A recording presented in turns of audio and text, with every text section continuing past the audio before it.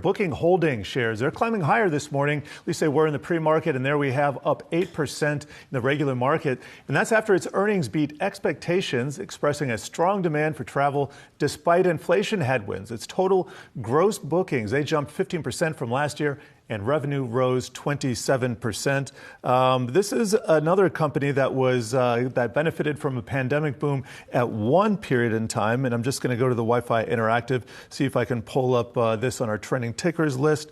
Doesn't look like. Well, while you're doing that, yes. Why don't I talk a little bit more about what we're seeing, and then we'll circle back to that chart there. So one interesting thing about Booking Holdings, which operates 6 different sites under its umbrella, is that it gets about 90% of its sales from international markets, and we obviously have seen strong demand here from the U.S. to international destinations, but amongst international destinations as well. And the CEO of the company, Glenn Fogel, saying in his statement that they're seeing robust leisure travel demand. Those strong trends continued into July, and they are preparing for a record summer travel season in the third quarter, so the current quarter here for the company. So we'll see what exactly those numbers look like. You know, there have been some questions about the sustainability of all of this. Yeah.